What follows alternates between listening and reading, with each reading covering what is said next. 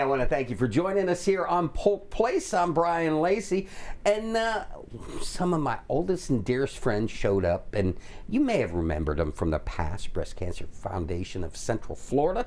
They're here. They're in to talk with us, talk a little bit about what they've going on. Let me introduce you to Ashley Lloyd. She's the Executive Director, Breast Cancer Foundation of Central Florida. Welcome to the show. Thank you for having me. Or should I say, welcome back. Welcome back. Yeah, welcome back. And also, Katie Rader. She is a local breast cancer survivor and author of You Don't Need Headlights to Shine. Welcome to the show. Hi, I'm glad to be here. First timer, huh? Yes. You a little bit nervous? A little bit. Honestly, it'll go through 10 minutes. You'll be like, wow, we're already done. Good. Well, welcome to the show. Thank you. So let's talk a little bit about Breast Cancer Foundation of Central Florida. Talk to me a little bit about how it started and where it is now. Breast Cancer Foundation of Central Florida started in 2017 with founder Leah Grieger and a group of her friends from Bible study. When Leah was diagnosed, they raised funds and kept it local to help other women. I was actually one of their recipients in 2021 when I was diagnosed, and I became infatuated with the idea of how much more help and hope we could provide. So I quit my job and dug in, and now here we are. One of the things that's unique about what you guys do, there are a lot of cancer foundations, breast cancer foundations, and what they do is towards research, but you've gone through it, you've lived it. There are times where you don't know if you're going to be able to pay the bills, do what you have to. Talk a little bit about what you guys do and to help comfort those that are going through this and how it makes a difference in their life. So, though research is completely amazing and we wouldn't be anywhere without it, our mission is to help make sure they can focus on getting better. So at home, like if they're struggling with their rent or mortgage or their utilities, or maybe their son needs their braces tightened, or I just need a little help with groceries. So anything they need to keep day-to-day life normal at home, because you're already going to deal with co-pays and the what ifs and don't know if you need chemo. So at least at home, if we're like, you have a roof over your head and you're okay, you can focus on the other part. Since 2017, rough estimate of how many individuals you've helped throughout Central Florida. Probably about 800 women at this point. Wow. Including myself. Including yourself. One thing that we know, just in talking, is what you said started off as helping from a prayer group to something that you just achieved recently, 501c3 status. Talk to me a little bit about that. We know where you've come from. What's your vision for the future? Over the last year, we have officially attained being a 501c3 nonprofit organization by ourselves, completely separate from parent chapter, and that now opens up the world of grants, the world of community heroes and programs, and now when you look up an EIN, we show up. We started the monthly donor program. We hope within the next 3 to 5 years, I would love it to be like the Susan Komen of Central Florida, to where we are the first name you think of, where we're on every nonprofit list, and there's never a level that we have to be like, we need to say no. Katie, I want to talk to you a little bit about your journey with breast cancer. Talk to me a little bit about the diagnosis, and then talk to me about your experience with Breast Cancer Foundation of Central Florida. How did you become involved with them? Back in 2022, I was diagnosed, and it was my very first mammogram. And so I left that appointment without a doubt knowing I had breast cancer. And my journey was, it was scary like they all are, but I had support from family, from friends. I was not at risk of losing my job or losing my home. And throughout my journey, I journaled my entire experience. And I leaned heavily on my faith. And I ended up writing a book about my entire it was actually my journal just got published. And so that's how Ashley found me. And I'm in Plant City, so she was looking for, you know, outreach in other than Polk County. And she texted me one day and was like, hey, can we get together? I have this foundation that I'd love you to be part of, and spread the word. And basically, she lit my fire to help other women in my shoes. And then, you know, you meet other survivors, and you don't have that camaraderie with like your regular girlfriends, because they don't really know what you're going through. Yeah. So when you're part of BCFCF, you meet other survivors who have gone through identical situations, and then it creates this sisterhood, and then it puts you like in this position to say, hey, I have this resource and I have people that I know that need it, and then you're helping people in your community that actually need their bills paid. And it's not just like, oh, hey, I'll donate to this organization and it goes to research. This helps people you know get the help they need, instead of, you know, just throwing money at some charity. And so that meant a lot to me, because as soon as I was diagnosed, I started meeting all kinds of women in my community that were diagnosed as well. And so I'm like, hey, reach out to this foundation. So talk a little bit about the importance of having somebody that's gone through, you know, you've gone through that, and your journey, you wrote the journal. But for those that might not be able to, you know, express how they feel on paper, talk about having that resource of somebody that's exactly in your shoes or been in your shoes. It's like a breath of fresh air.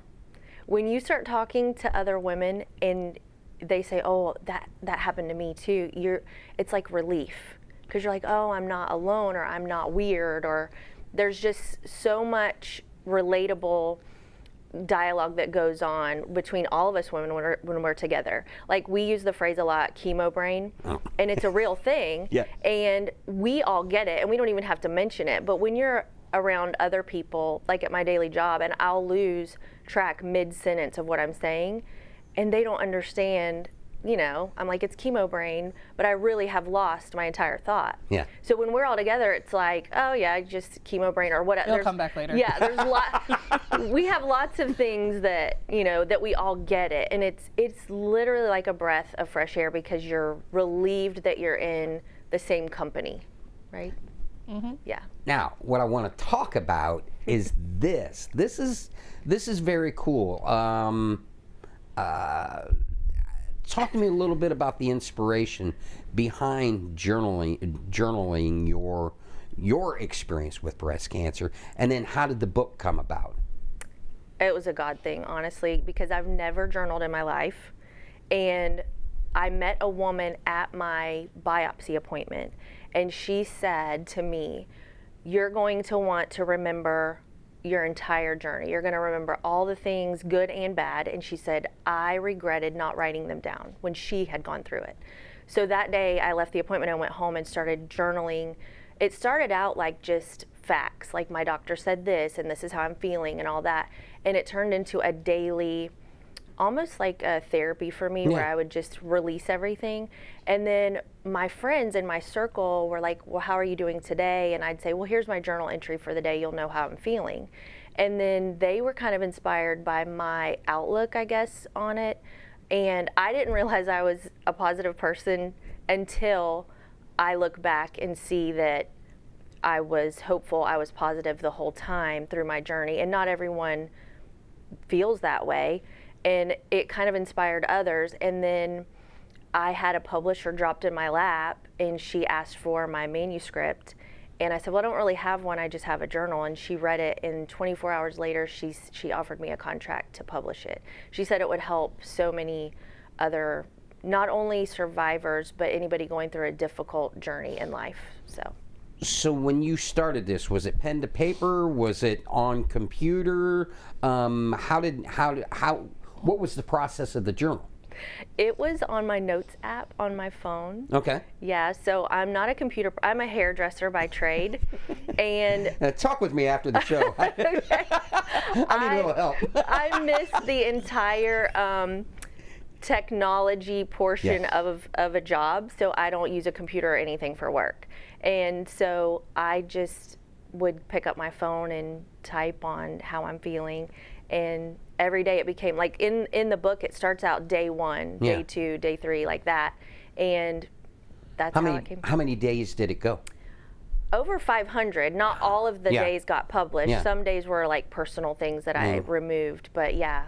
So when you asked people to read it, ask you how you were, did you share it social media wise, or just folks that maybe came into the shop and, here, read this, take a look? Yeah, privately at first. Like, of course, my friends and family, and then on my phone I could add, I guess, readers to it. And so I would have like subscribers, like my kids read it live while I was going through it, my husband, friends, and then it got to a point where it was just live, and they would read it as it happened. Well, where can folks pick up the book? What's the easiest way to get it? You Don't Need Headlights to Shine by Katie Rader. Amazon has it, Barnes & Noble, anywhere books are sold, Books A Million, it's online. And of course, Ashley has some at the BCFCF office, and we try to just encourage other survivors to have that feeling of you're not alone, and we all kind of have the same story somewhat. Now, Ash, taking her story and inspiring others kind of goes hand in hand with something that you need from the community, because when they see positive stories, they want to help out in any way that they can. And with fundraising, that's how you help those who need it the most. You've got some events coming up. Let's talk a little bit about those. Yes, we're actually about to head into pink season, as we call it. We have our official ribbon cutting with the Bartow Chamber and Lakeland Chamber combined. That will be our official new office, brick and mortar. We have our Power in Pink 5K on September 20th. That will be around Lake Hollingsworth. One of our presenting sponsors is always Cancer Can't Tucker Us Out from Bartow. The Pink Ribbon Garden of Hope Gala is coming up this year. That's one of my favorites. It's amazing. We collaborated with Venue Salon this year, and invitations went out 2 weeks ago, and 300 tickets are already sold. What's the date on that? October 4th. I don't think I can turn that around. Ooh. By next month's taping. Man, the girls that came in last month, or last year, they were a hoot from Venue. That's Patricia, yeah. Yeah. They liked you too. Love her. They were a hoot. They are the two that came, Jessica and Patricia, Yeah. are two of the most precious people on this earth. And I think last but not least is my favorite thing that you guys do, because we have something in common. I can now officially say that I have one. Bartow hosts with Thunder Chrysler Jeep Dodge Ram. We're about to have our 3rd annual Jeepin' for a Cure in November 15th. Yeah. We just did a hot dog contest last weekend to kind of promote it. It's actually our one main event here in Bartow. We had 117 Jeeps last year, food trucks, games, giveaways, raffles. And this year we're hoping to make it even larger than it's been before. The Jeep dealership here in Bartow, they're fantastic community partners, not only what they do with you, but school board comes in with us, and they are donating a Jeep to them for the school board and whatever money from whatever school. So honestly, great community partners, always looking out. So if anybody at home says they would like to be a part of what you're doing, how do they go about doing as such? You can go to our website, www.bcfcf.org. And on there's the monthly donation program, a list of our events, all my contact information.